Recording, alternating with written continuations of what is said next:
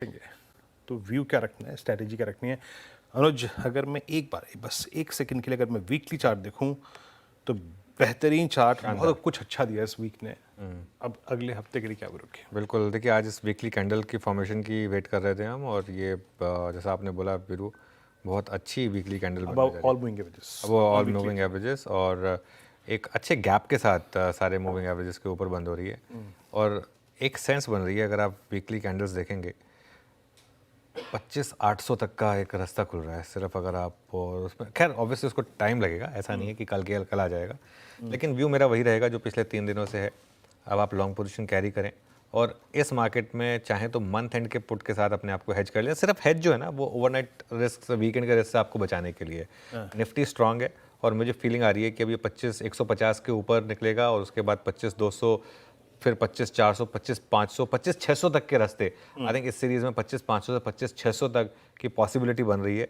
और जैसा मैं कह रहा हूँ कि सिर्फ एक वीकेंड रिस्क, कुछ बस बोल ना दें वो डोनाल्ड ट्रंप और उल्टा वो सुल्टा, रिस्क रहेगा। वो रिस्क है, तो उसके लिए आप हेज करें। देखिए क्या हो रहा है, आप आज भी सुबह अगर आपने सुबह उठे होते, वो हेज में हल्का सा नाम मात्र का लॉस हुआ, तो मार्केट थोड़ा फ्लैट 50-60 पॉइंट के गैप अप से ही खुला रहा, तो वो हेजिंग जरूरी है। उस चीज़ को समझिए कि बड़े गैप डाउन से आपको प्रोटेक्ट करने के लिए। और अच्छा, अब तो बैंक निफ्टी भी साइन दे रहा है, आज 54,800 के ऊपर शायद बंद हो जाए बैंक निफ्टी। 54,800, 850 के करीब का जोन है।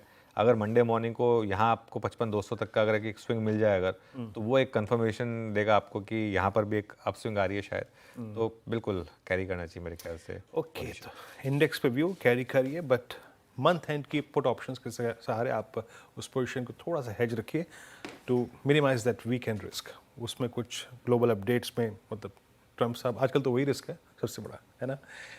बाकी डीलर्स इस बाजार को कैसे रीड कर रहे हैं, उनकी चॉइस क्या है, क्या अवॉइड कर रहे हैं, क्या लॉन्ग क्या शॉर्ट, आइए समझते हैं दिन से। दिन बताइए, डीलर्स की दिल की धड़कन क्या कहती है? जी, दिल की धड़कन तो वो ट्रम्प के टाकों के साथ और ट्रम्प के टेंट्रम्स के साथ ऊपर नीचे होती है।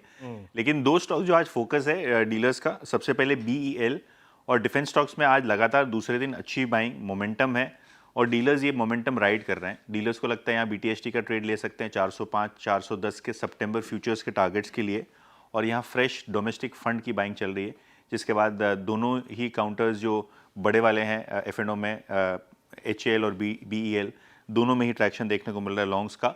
और जीएमआर एयरपोर्ट्स डीलर्स के मुताबिक यहाँ जो एफआई की बिकवाली थी वो ख़त्म हो चुकी है, और नए एफआईज यहाँ खरीदारी कर रहे हैं। बीटीएसटी की रणनीति यहाँ भी वो सुझा रहे हैं सितंबर फ्यूचर्स के लिए 90 से 91 के टारगेट्स के लिए।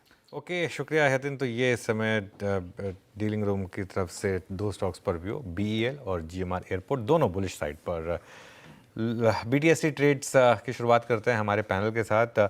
कविता जी, आप शुरुआत करिए। अनुज जी, मुथूट फाइनेंस लेकर जा